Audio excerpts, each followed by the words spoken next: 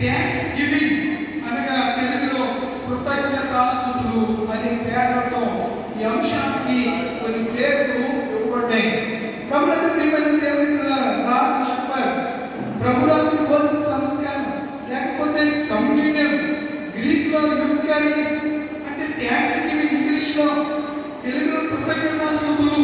ఈ విషయాన్ని మనం ఆలోచన చేస్తే యేసు ప్రభువారు తాను అప్పగింపబడిన రాత్రి మేడగదిలో ఈ కార్యం చేసి వారితో ఒక కొత్త నిబంధన జ్ఞాపకం చేశాడు.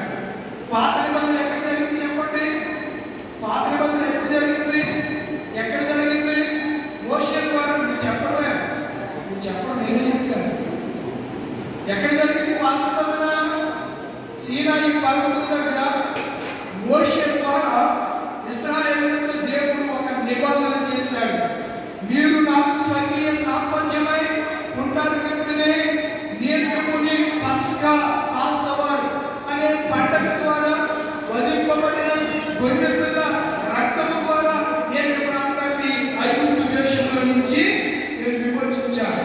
నిన్న కాకుండా ఇజ్రాయెల్ దేశంలో పూరీము పండుగ జరిగింది. ఏ పండుగ? పూరీము పండుగ జరిగింది. ఇజ్రాయెల్ దేశంలోనే పండుగలు ఏమున్నాయి? పర్ణశాల పండుగ, తర్వాత పస్కా పండుగ, తర్వాత కృతజ్ఞత పండుగ, ఇంకా పేర్ల గుర్తులేదు. మొత్తం 7 పండుగలు ఉంటాయి. బోరల పండుగ, తర్వాత పాత పండుగ, ఇలా కొన్ని పండుగలు ఉన్నాయి. కొన్ని పండుగలు ఉన్నాయి. అయితే పూరీము పండుగ యెషయా గ్రంథము 9:26 ఆ దినాల్లో వారు చేస్తున్నారు. ఏంటి కారణం అనగా హామాను మీద ఆ యూదులకు దేవుడు ఏం ఇచ్చాడు చెప్పండి? జయిస్తే ఆ జయ సూచికగా వారు పూరీము పండుగని చెప్పి చేసుకుని 9వ అధ్యాయము ఎస్తేరు గ్రంథం ఏమన్నా కదా చెప్పాలి 9:26 చదవండి. కావున ఆ దినము ఏం పేరమ్మా? పూరీము అని పేరు పెట్టి చీటీలు పూరీము అనబడి ఆ పండగ అయిపోయింది 2 రోజుల కిందట. ఎక్కడ జరిగింది ఆ పండగ? ఇజ్రాయెల్ దేశంలో. మనం అలాగే క్రిస్మస్ పండుగ, గుడ్ ఫ్రైడే, ఈస్టర్, ఈ పండగ ఎలా చేసుకుంటామో వాళ్ళకి కూడా పండుగలు ఉన్నాయి. వాళ్ళు చేసుకుని పూరీము పండుగ అయిపోయింది. ఆ పూరీము పండుగ దాని యొక్క మీనింగ్, దాని డిఫరెషన్ ఏంటంటే ఇశ్రాయేలు ప్రజల మీద హామాను ఏం చేసి చెప్పండి? కుట్ర చేసి వీళ్ళందరినీ ఒకే రోజు సంహరించాలని ఆలోచన చేశాడు.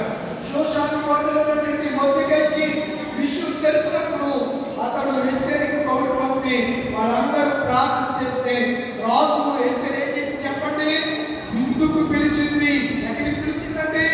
విందుకు పిలిచింది. విందులోకి ఎవరిని ఆహ్వానించింది? రాజుతో పాటు హామాను కూడా ఆహ్వానించింది. రాజుతో పాటు హామాను కూడా వెళ్ళాడు. వాడు తన భార్య అన్నాడు, చూసావా రాణి అయినటువంటి ఎస్తేరు నన్ను తప్ప ఎవరిని పిలవలేదు, నేను ఎంత గొప్పవాడిని అని తను తానే హెచ్చించుకోవడం ప్రారంభించాడు. తను తానే గర్వించుకోవడం ఆరంభించాడు. తను తాను మెచ్చుకోవడం మొదలుపెట్టాడు. ఈ పరిస్థితుల్లో ఏదైతే ఇక్కడ కుట్ర చేసి ఇంటికి వెళ్ళాడో ఈ విషయం ఎవరికి తెలిసింది? మొర్దెకైకి తెలిసింది. మొర్దెకైకి తీశాడు. గోరు పట్ట కట్టుకుని ఎత్తి మీద బూట్లు వేసుకుని రాజమందిరంలోకి వచ్చాడు. ఏంటి మొర్దెకై అలా ఉన్నాడు? ఆ చిన్న ఆయన ఏంటి ఆ పరిస్థితి అని భటులను పట్టు అడిగితే మ్యాటర్ అర్థమైంది. ఎవరికి? ఎస్తేరుకి మొర్దెకై ఒక పంపాడు. ఏమనంటే దివ్య స్థానంలో ఉన్నది దేవుని యొక్క సంకల్పం.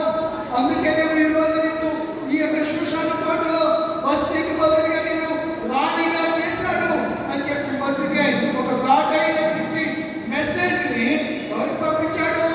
రాణి అయిన ఎస్తేరుకి పంపించాడు. పిల్లగా అయితే నిబంధన వారు ఆ ధర్మశాస్త్రం లేకపోతే వాళ్ళు చట్టం చేశారు.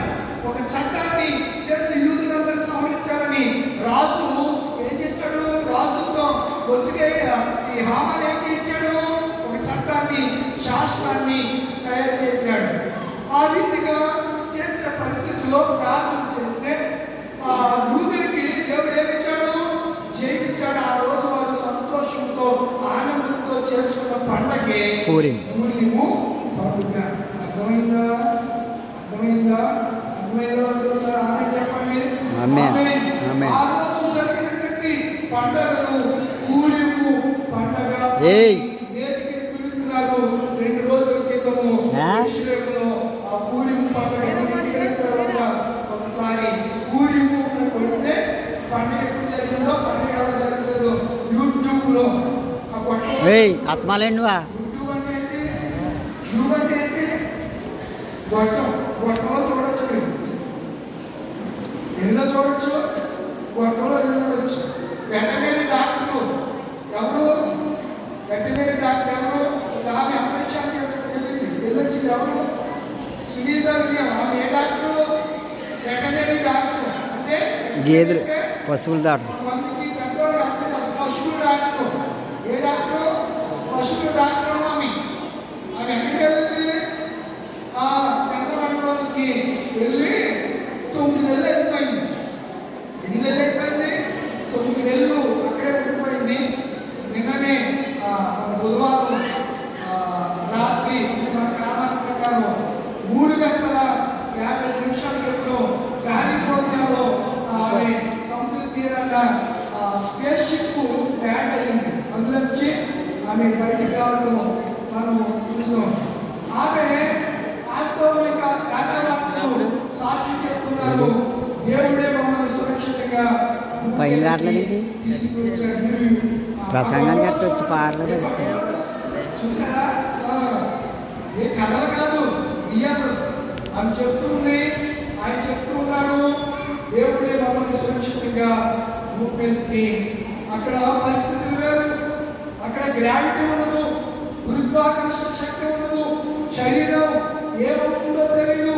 ఓన్లీ బ్రైట్ వేస్తుంది కానీ అవయవాలన్నీ కూడా సరిగ్గా పనిచేసే స్థితిలో దేవుడే వారిని కాపాడి భూమి మీదకి సురక్షితంగా తీసుకొచ్చినటువంటి ఘట్టం ప్రపంచంలో ఆలోచితమైంది. నాసా అనే అంతరిక్ష స్పేస్ సంస్థ ఈ కార్యాన్ని తలపెట్టింది. దానికి సహకారంగా అని ప్రపంచ కుబేరుడు, అతని పేరు ఎలానమస్ అంటారు, ప్రపంచ కుబేరుడు ట్రంప్ గారు రాగానే ఆ కార్యాన్ని వారు జరిగించడానికి ప్రభుత్వం చూపించాడు. ఎప్పుడో పూరీము పండుగ యేసు ప్రభు వారు ఉన్నటువంటి కాలంలో 3 సార్లు ఆయన పస్కా పండుగను ఆచరించిన విధానం మనం చూస్తూ ఉంటాం. ఇప్పుడు మనం మత్తయి సువార్తలో మనం చూసినటువంటి ఆ పరిస్థితిని మనం చూస్తే సీనాయి పర్వతం దగ్గర మోషేతో పాత నిబంధన చేసుకున్నటువంటి దేవుడు మేడగదిలో ఏ నిబంధన చేశాడు చెప్పండి? శిష్యులతో నూతన నిబంధన. ఏ నిబంధన చేశాడు?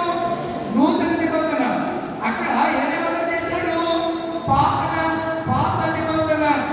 ఇక్కడ మేడగదిలో ఆ రాత్రి ఆ ఏ నిబంధన చేశాడు? క్రొత్త నిబంధన. ఇర్మియా గ్రంథం చూడండి. ఇర్మియా గ్రంథము 31వ అధ్యాయం చదువుతున్న లేఖనాన్ని స్వామి చూడండి. 31వ అధ్యాయము సరిపోద్దా? చదవండి. ఇదిగో నేను ఇశ్రాయేలు వారితో యేసుక్రీస్తు ఎక్కడికి రాలేదు?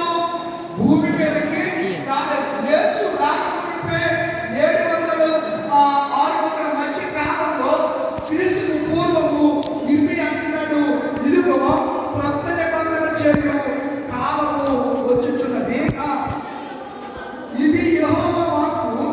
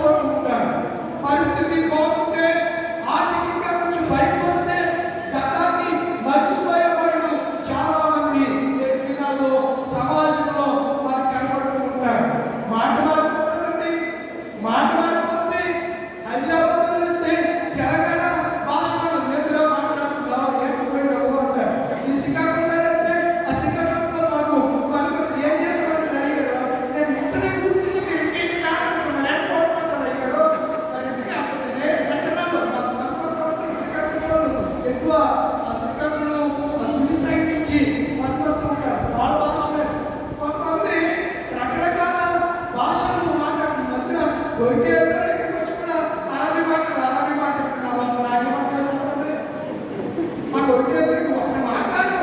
ఇక్కడికి వచ్చినప్పుడు దేశ భాషలందు తెలుగు లెస్స లెస్స లెస్స చాలా మంచిది. మన భాష మన సంప్రదాయం మంచిది. ఆ భాషలో మనం మాట్లాడుకోవాలి. కానీ చాలా మంది వ్యక్తిగతంలో గతాన్ని మర్చిపోతున్నారు. వర్తమానంలో బతుకుతూ వర్తమానంలో ఏదో సంగతి గురించి మాట్లాడుతున్నారు. ముగింపులోనికి రాబోతున్నారు పిల్లలు. కనుక గతమును జ్ఞాపకం చేసుకోవాలి. ఇశ్రాయేలు ప్రజలు దేని జ్ఞాపకం చేసుకోవాలి? గతాన్ని జ్ఞాపకం చేసుకోవాలి. 430 సంవత్సరాలు బానిస బతుకు బ్రతికారు పిల్లలు. వాళ్ళు ఫరో బానిస కింద ఫరో కింద బానిసలుగా బ్రతికారు. స్వతంత్రం లేదు. ఫరో అధికారులు ఏది చెప్తే అదే చేశారు. తరువాత దేవుడు వారి మీద కనికరపడి వారి బానిసత్వంలో నుంచి దాసుల గృహమైన బైబిల్లో రాయబడి ఉంటుంది. దాసుల గృహమైన ఐగుప్తు దేశంలో నుంచి దేవుడు వారిని పస్కా అనే పండగ ద్వారా గొర్రె పిల్ల నిబంధన రక్తము ద్వారా వారిని దేవుడు ఏం చేశాడు చెప్పండి? ఐగుప్తులో నుంచి తోడుకుని వచ్చాడు. విడుదల ప్రసాదించాడు. విడుదల అనుగ్రహించాడు. ఒక ప్రత్యేక జనాంగంగా ఒక ప్రత్యేకమైనటువంటి ప్రజగా వారిని దేవుడు ఏర్పాటు చేసుకున్నాడు. మనల్ని కూడా అన్య జనుల్లో నిమ్న జాతిలో తక్కువ జాతిలో అనగాని ప్రజలుగా ఉంటున్నప్పుడు క్రీస్తు యొక్క సువార్త మనకి డిగ్నిటీని హోదాను కలిగజేసింది. మిషనరీలు యేసు క్రీస్తు గురించి చెప్పడం ద్వారా వారి లోకంలో ఉన్నప్పుడు ఎంతో పరిచారం చేశారు పిల్లగా. మిషనరీలు ఈ భారతదేశంలో ఆస్తులు సంపాదించారు. లక్షల కోట్ల ఆస్తులను సంపాదించి కూడబెట్టి ఆంధ్రులమైన మనకిచ్చారు. తెలంగాణ ఇచ్చారు. కేరళ భారతదేశంలో ఎన్నో ఆస్తులను వారు సంపాదించి పొలాలను గుళ్ళును టెంపుల్స్ను దేవాలయాలు ప్రార్థనా మందిరాలు నిర్మించి ఇది ఆరాధించుకోండి స్వేచ్ఛగా దేవుడిలో ఎదగండి అని చెప్పి గొప్ప త్యాగం చేశారు. సాక్రిఫైస్ చేశారు వాళ్ళు. త్యాగం చేశారు వాళ్ళు. ప్రియమైన దేవుడి పిల్లలారా, యేసు ప్రభు చేస్తున్నటువంటి త్యాగము సిలువ త్యాగాన్ని మనం ఒకసారి ఈ రాత్రి జీవాహారము అనే అంశం ద్వారా మనము జ్ఞాపకం చేసుకోవాల్సిన అవసరం ఉన్నది అని నేను మీకు జ్ఞాపకము చేస్తున్నాను. ప్రియమైన దేవుని పిల్లలారా, యోహాను సువార్త 6వ అధ్యాయము 35వ వచనం చదవండి. 6వ అధ్యాయము 35వ వచనం. 6వ అధ్యాయం 35వ వచనం దాన్ని చదవాలి. అందుకు యేసు వారితో ఇట్లనెను, జీవాహారము నేనే. నా యొద్దకు వచ్చి జీవాహారం ఎవరు? నేనే. జీవాహారం నేనే. ఎవరంటున్నారు మాట చెప్పండి. ఇశ్రాయేలు ప్రజలు ఏ ఆహారం తిన్నారు చెప్పండి. చెప్పండి కదా. దేవదూతల ఆహారం తిన్నారు. మన్నా పరలోకంలో అసలు విషయం చెప్పుకోండి. నేను ఇందాక సునీత చెప్తే ఆమె ఏమని తెలుసంటే అక్కడంతా ఏలియన్స్ కనపడ్డారు. ఎవరు కనపడ్డారు? ఏలియన్స్ అంటే ఎవరు? ఏలియన్స్ మనం జ్ఞాపకం అంటాం. ఈ యొక్క భారతదేశం ఏముంటుంది? ఏలియన్స్ అంటారు. అక్కడ కనిపించారు అనే విషయాన్ని ఆమె చెప్పింది. అది యూట్యూబ్లో అప్లోడ్ అయింది. దాంట్లో దాని గురించి ఈరోజు మాట్లాడితే నేను దాన్ని సెర్చ్ చేశాను. మంచిది ప్రియులారా. కానీ అక్కడ ఎవరున్నారట? దేవతలు. ఈ ఆహారాన్ని ఒకప్పుడు ఎవరు తిన్నారో కీర్తనకారుడు దావీదు యొక్క 78వ కీర్తన 23వ వచనం నుంచి 78వ కీర్తన 23వ వచనం నుంచి అమ్మా అయినను ఆయన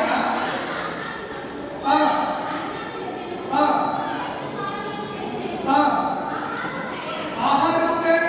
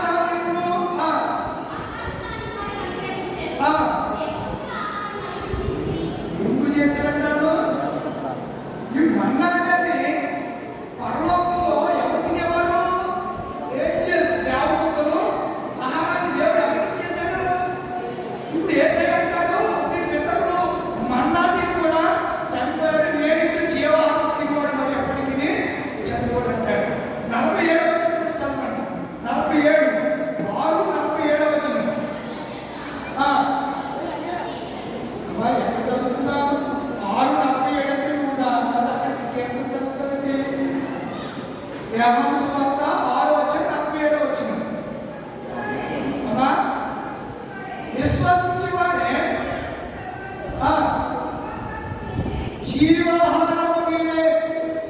చాలండి, ఈ పిల్లలు చెప్పే 51 వచ్చిన చాలండి. 51 వచ్చిన ఎక్కడి నుంచి దిగి వచ్చిందండి మన ఆహారము, జీవాహారము? యేసయ్య ఎక్కడి నుంచి వచ్చాడు? పరలోకమును విడిచిపెట్టకూడని వాక్యమని ఎంచుకోలేదు కానీ దాసుడు స్వరూపం ధరించి తను తానే రిక్తునిగా చేసుకుని సిలువ మరణము పొందినంతగా విధేయత చూపిన వాడి తను తాను ఈ దినాల్లో ఎవరిని తగ్గింపు. నేను గొప్ప అంటే నేను గొప్ప, నేను గొప్ప, బాగుంటుంది కంటే బాగుంటుంది గొప్ప. ఈ గొప్పలపై తిప్పలు పడుతూ ఎన్నో రకాలైనటువంటి ఇబ్బందులకు గురవుతుంది నేటి క్రైస్తవ సమాజం. పిల్లల తగ్గింపు కలిగి ఉందాం, దేవభక్తి కలిగి ఉందాం, మంచితనం కలిగి ఉందాం. ఇక్కడ రాయబడినటువంటి మాట పరలోకం నుంచి వచ్చిన జీవాహారము నేనే. ఎక్కడి నుంచి వచ్చాను నేను? జీవాహారముగా. ఎక్కడి నుంచి వచ్చాను? పరలోకం నుంచి. ఎందుకు ఈ జీవాహారము ఎవరో? యోహాను సువార్త, యోహాను సువార్త మొదటి అధ్యాయము, యోహాను సువార్త మొదటి అధ్యాయం జీవాహారం ఎవరో అని చెప్పారు చూడండి. 14 వచనం. ఆ వాక్యమే శరీరధారి అయి. చాలండి, వాక్యము ఎలా వచ్చిందండి? శరీరాన్ని ధరించుకుని యేసుగా ఈ లోకంలోనికి వచ్చింది. వాక్యము ఎవరై ఉన్నారు? యేసయ్య ఉన్నారు. అందుకే ఆమె వాక్యాన్ని ధ్యానం చేసిన.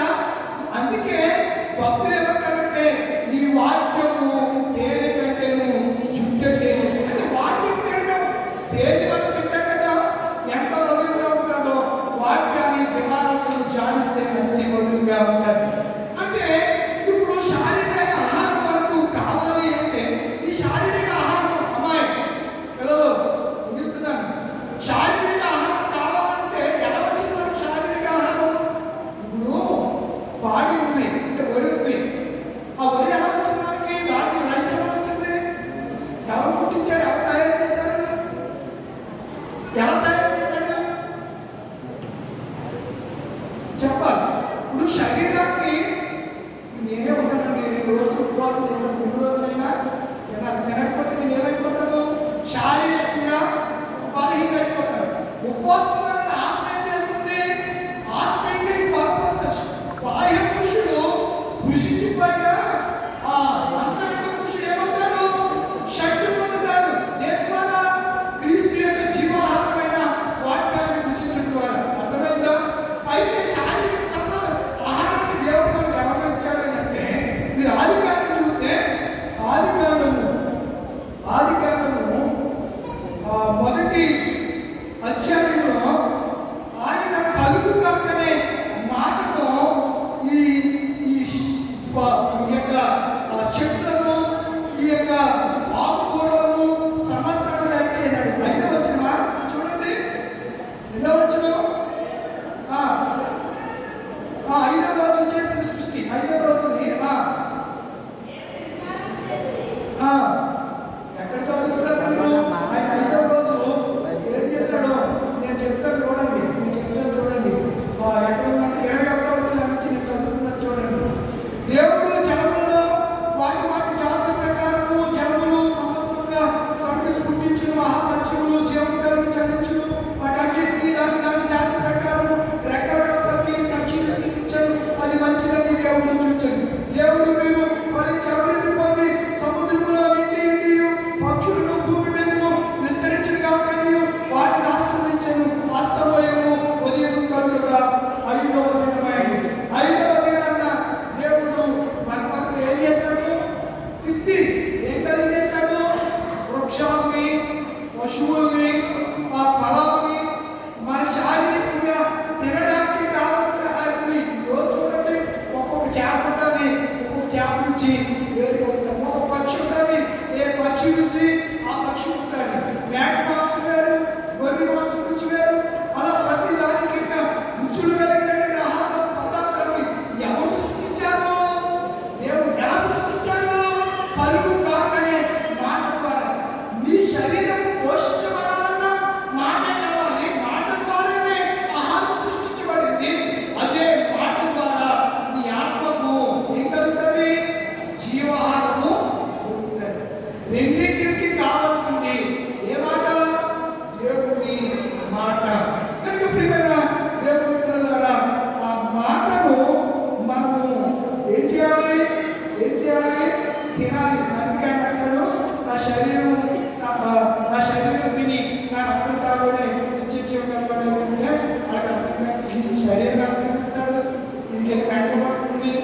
దెయ్యం పట్టుకోవడానికి నాకు అర్థం కదా, అది నిజమే రియలే, ఇది నిజంగానే దెయ్యం పట్టుకోడు, నా శరీరం తినబడుతున్నాడు, నా రక్తం తాగబడుతున్నాడు, వాళ్ళకి అర్థం కాదా?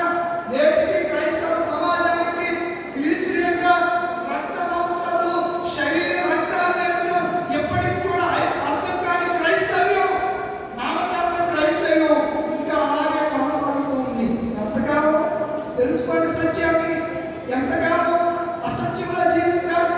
సత్యాన్ని తెలుసుకుంటే సత్యం మిమ్మల్ని ఏం చేస్తుంది? స్వతంత్రునిగా చేస్తారు. ముగిస్తున్న సమయం లేదు కనుక జీవాహారము ఎవరు? యేసే. యేసు యొక్క వాక్యమే మన ఆత్మకు జీవాహారం. ఎప్పుడో మీ సుశీల పాడారు, జీవాహారము నీవే జీవజలము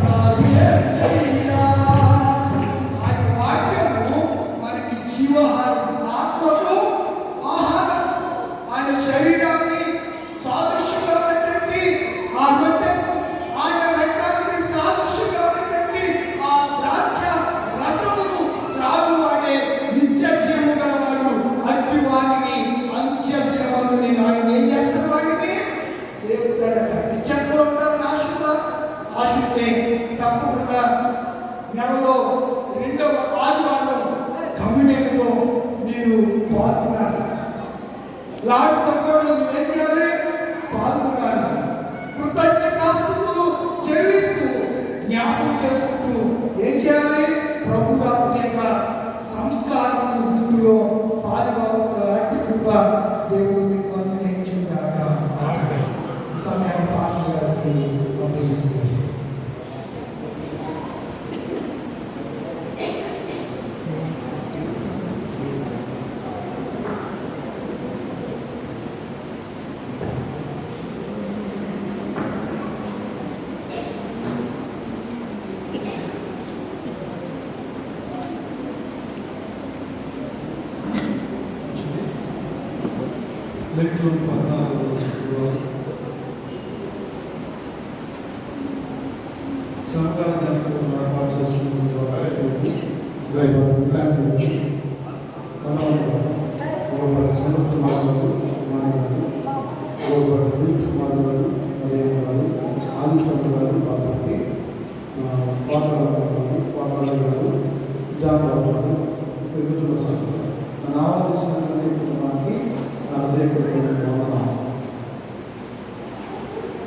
మంచిది చక్కని విషయాలు తెలియజేసేసారు. చక్కని పాటలు పాడించారు. ఉద్యోగంలో మీ అందరినీ భావించారు. వాటిని కూడా నా శుభాలు తెలియజేస్తున్నాను. ఈరోజు అంశము జీవాహారమ చిరజీవాహారం. జీవాహారంలో ఉన్నటువంటి కీర్తన పాటలు 278 మరియు ఒకసారి పల్లవి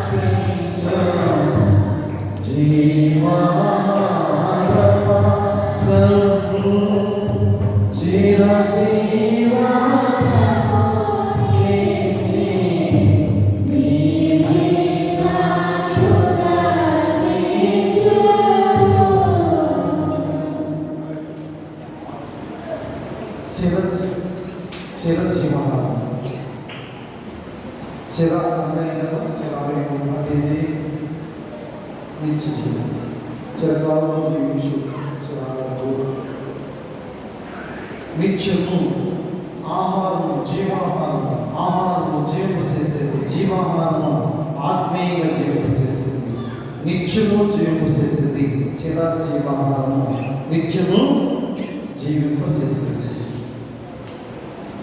ప్రియులారా, మనము మొత్తంగా ఈ విషయాలు కొన్ని విషయాలు మనం మీకు చెప్తే వరకు వాక్యాన్ని అందించాలి కాబట్టి సరైనది. పాత నిబంధన కాలంలో యెహోవా దేవుడు చేతి వ్రాతతో సీనాయి కొండ మీద మోషేకి రాతి పాలకులు రాసించారు. ఏమి చదువు? రాతి పాలకులు రాసించారు. ఎవరి చేతి వ్రాతతో? యెహోవా దేవుని చేతి వ్రాత స్వయంగా ఆయన రాసించారు. మోషే నేను చెప్పిన విదేశీ రాసుకో అని చెప్పేసి చెప్పలా, నువ్వు రాసుకొని చెప్పినట్టు చెప్పలా. ఆయన చేతి వ్రాతతో ఆయన రాసించినటువంటి వారు ఈ మాటలన్నీ కూడా, ఈ పదార్థాలు కూడా. ప్రియులారా, ఈ మాటలు బట్టి మనం ఆధారం చేసుకున్నట్లయితే కీర్తన గ్రంథం 19వ అధ్యాయం 10వ వచనం చదువుకుందాం ఒకసారి.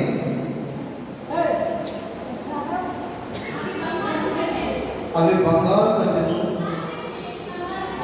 అమ్మా, లేని బంగారు కట్టెను వారి దగ్గర చాలు. ఏమండి, దేవుని మాటలు వారి దగ్గర లేకపోతే వారి దగ్గర కావా? దేవుని మాటలు నీతో దేవుడు మాట్లాడతానంటాడండి రాత్రి. అయ్యా నాతో మాట్లాడయ్యా అని ఆసక్తిగా ఎదురు చూస్తావా? లేకపోతే నాకు నిద్ర వస్తుందయ్యా పొద్దున్నే మాట్లాడుతున్నావా? లేకపోతే చెప్పండి. సమయంలో దేవుడు బాగా మాట్లాడాడు. రాత్రికాల సమయంలో, నిద్ర సమయంలో. సమయంలో బాగుగా ఉంటాడు. ఏది ప్రవక్త వద్ద శిరోహంలో ఆయన పరిసరి చేస్తాడు కదండి. చిన్న బాగుగా ఉంటాడు. తల్లి పాలు విడిచిన తర్వాత, ఆనందం పెంచిన తర్వాత సమర్పించుకుంటాడు. గమనించండి, సమయం దేవుని మాట విన్నారా లేదా? గురువు గారు మాట్లాడతారేమో, గురువు గారి దగ్గరికి అయ్యా మీరు నన్ను పిలిచారా, అయ్యా మీరు నన్ను పిలిచారా అన్నప్పుడు నేను కదయ్యా యెహోవా దేవుడు పిలుస్తున్నాడు కనుక చెప్తాం ప్రభా చెప్పండి అని మాట్లాడు. ఆయన చెప్పింది ఏం చెప్తే అది నాకు మళ్ళా తిరిగి తర్వాత నువ్వు చెప్పాల్సి, లేకపోతే చాలా కఠినమైన శిక్షణ చెప్పడలేదు. దేవుని మాటలు ప్రభునందు ప్రియమైనటువంటి వాళ్ళ కోరదగినవి, ఆశించదగినవి. ఆయన అసామాన్యమైనటువంటి విషయాలు, సామాన్యమైన విషయాలు మాట్లాడతారు, అసామాన్యమైన విషయాలు మాట్లాడతారు, చాలా ప్రాముఖ్యమైనటువంటి మాటలు మాట్లాడతారు తప్ప ఏదో మాట్లాడేసే సమయాన్ని ఆయన వృధాగా చాలా అమితమైనటువంటి ప్రేమతో, చాలా పవిత్రమైనటువంటి పెదాలతో ఆయన శుద్ధమైనటువంటి వాక్కులు మనకు తెలియజేస్తా ఉన్నారు. ప్రభునందు ప్రియమైనటువంటి వాళ్ళు, పాత నిబంధన గ్రంథము ఇర్మియా గ్రంథం 31 నుంచి 30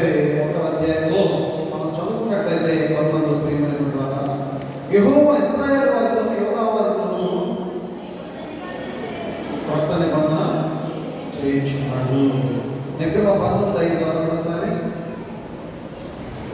కొరత నిబంధన చేయించున్నాడు. ఎంతమా 19:5.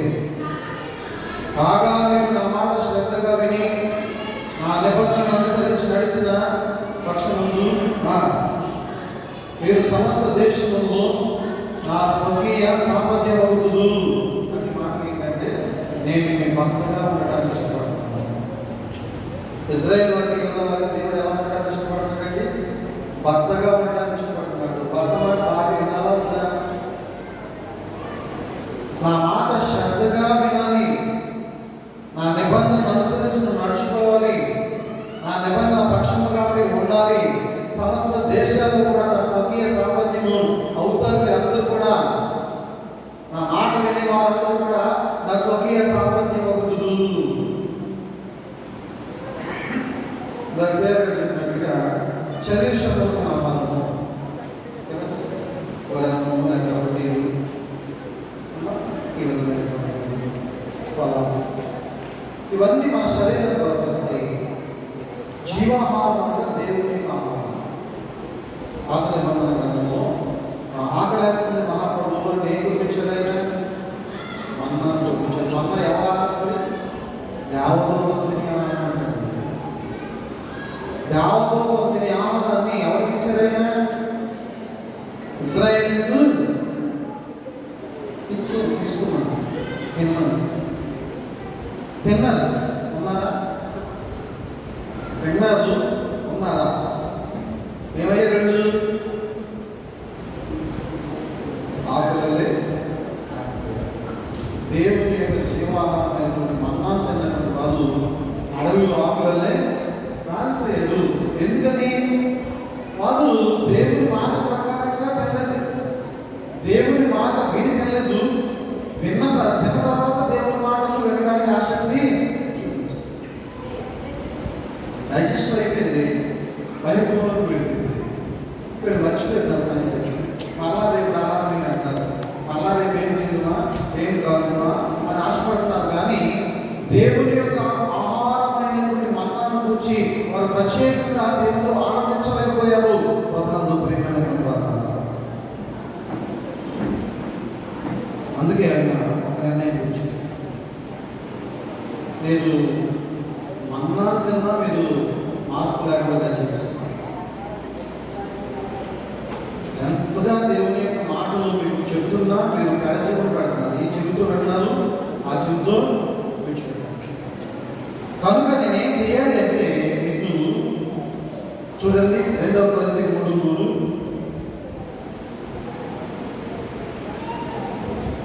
పౌలు గారు చక్కటి మాట రాస్తారు.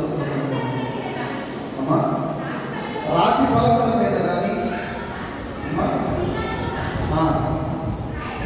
రాయి పలక మెత్తని హృదయం మన పలకల మీద జీవం కలిగినటువంటి దేవుని ఆత్మలో ఆ పరిచర్య మూలంగా రాయబడిన క్రీస్తు పత్రిక ఇవ్వాలని మీరు తేటపరుచుతున్నారు.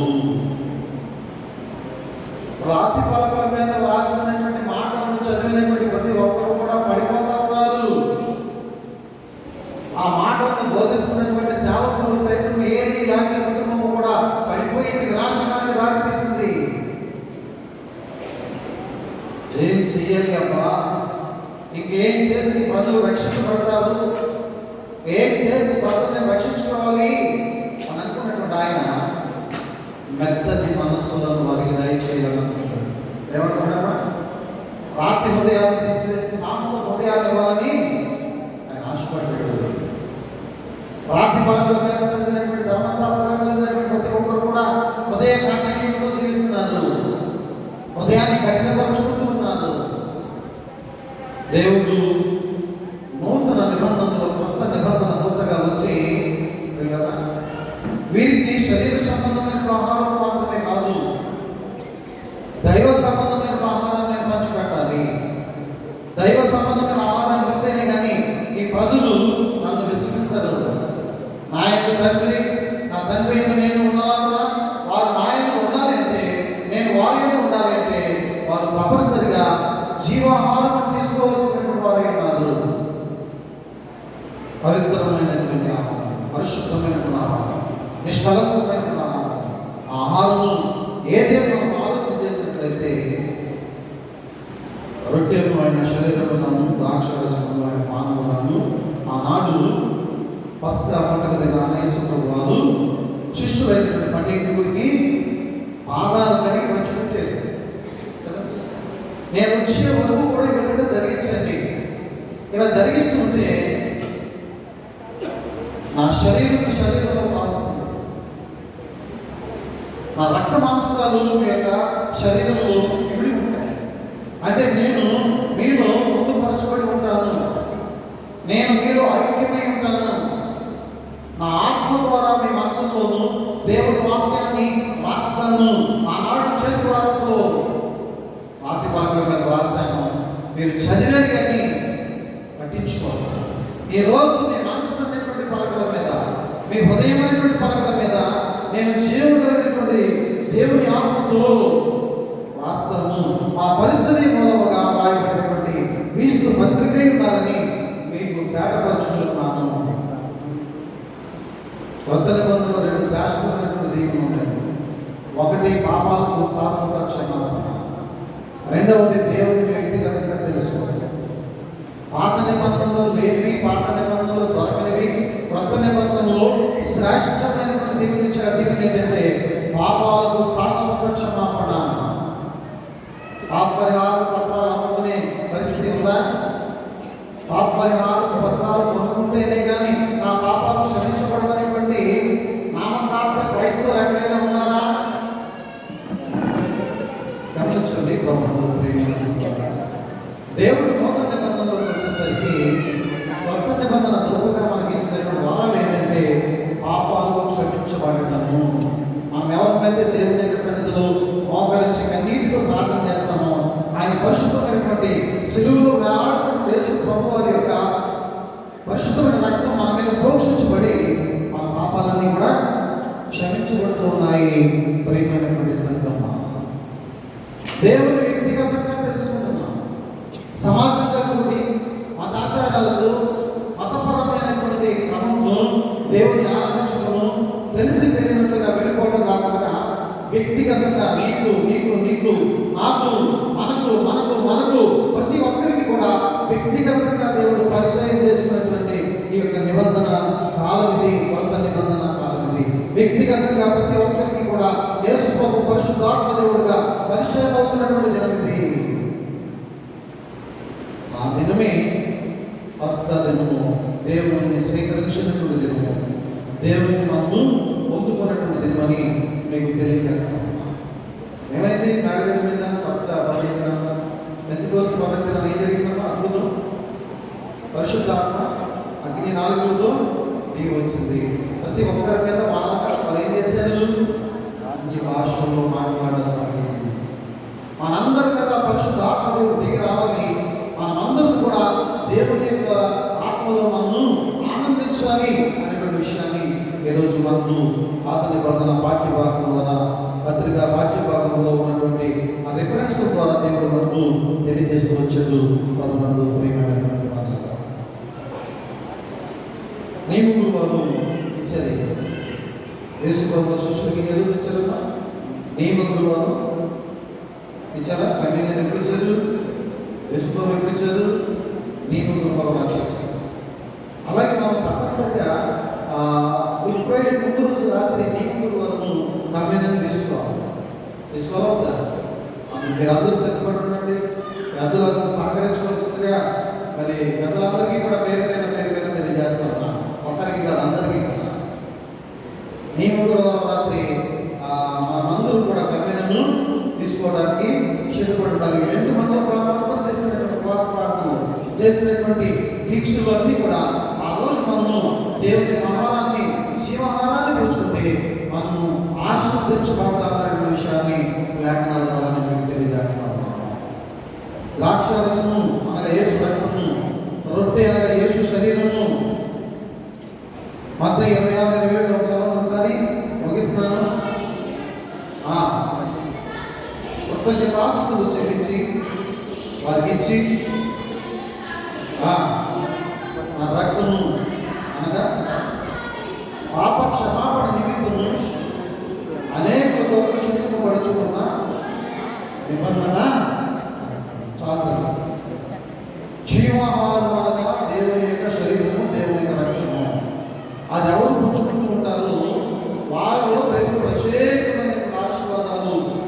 ఆరాధించాడు.